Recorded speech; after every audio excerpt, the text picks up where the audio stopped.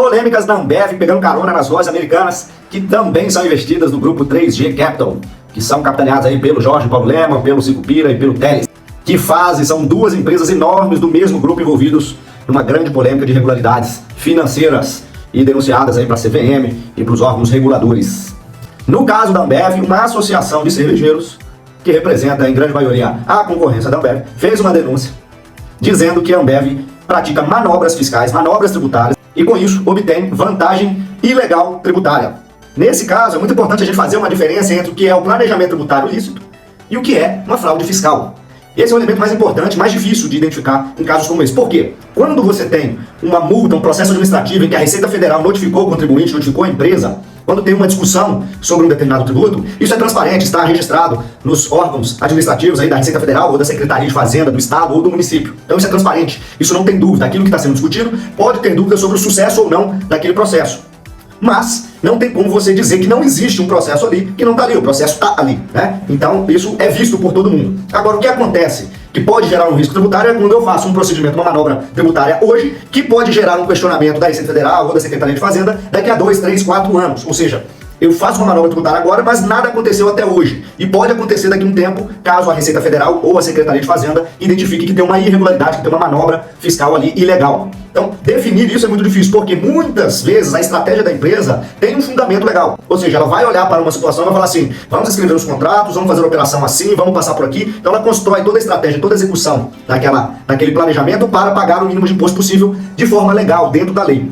Agora, muitas vezes, a Receita Federal ou a Secretaria da Fazenda se posiciona de forma diferente. Ela fala, olha, isso que você fez não pode ser feito dessa maneira, tem que ser feito dessa outra maneira, e com isso vai incidir mais imposto. E essa é a grande discussão sobre planejamento tributário.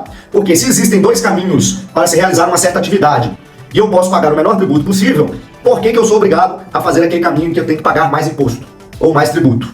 Então, essa balança é muito difícil de fazer, porque depende de interpretação. Então existem critérios subjetivos. Às vezes a empresa interpreta de uma maneira, mas o fiscal da Receita Federal ou da Secretaria de Fazenda pensa de outra maneira. E quando levado isso para um julgamento administrativo e depois até judiciário, o juiz ou os julgadores podem ter uma terceira interpretação sobre aquilo ali e identificar se é possível utilizar o mecanismo de menor carga tributária ou se deve-se realizar os procedimentos de acordo com o que gerar mais tributos, gerar mais impostos. Isso passa por uma análise de validade jurídica do fato, ou seja, você tem que ver se aquilo realmente é aquilo, ou se está fingindo fazer alguma coisa quando na verdade está querendo fazer outra, que é o caso de simulação. Ou seja, simulação é quando alguém finge estar fazendo uma coisa, mas ele quer fazer outra, e com isso ele consegue um resultado tributário menor. Neste tipo de situação, a Receita Federal, a Secretaria de Fazenda pode multar a empresa ou o contribuinte, dizendo que ele está utilizando uma manobra tributária ilegal.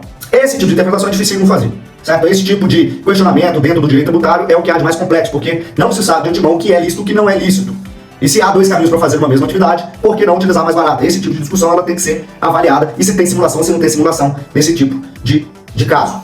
O interessante nesse processo todo é que ele foi uma denúncia do concorrente, ou seja, há também um interesse aí de denunciar o concorrente no momento em que ele está fragilizado. Ou seja, o grupo 3G Capital é controlador das lojas americanas que está envolvido em um escândalo de fraude financeira, que está sendo apurado, se é verdade ou se não é, e nesse mesmo momento vem a concorrência e faz uma denúncia dizendo que outra empresa do mesmo grupo também está envolvida em fraude tributária. Só que nesse caso de fraude tributária, o elemento é muito mais subjetivo e muito mais difícil de apurar do que no caso das lojas americanas, em que os elementos são mais claros, a divisão de interpretação está mais nítida. Toda empresa grande tem problema tributário, sempre recebe uma multa, sempre recebe uma divergência de interpretação de alguma empresa. Ou seja, é impossível uma empresa grande não ter uma discussão administrativa ou judicial com o órgão tributante. Nesse caso, eu acredito que seja mais um oportunismo da concorrência para aproveitar o momento e colocar o concorrente em maus lençóis do que, de fato, tem esse indício de fraude.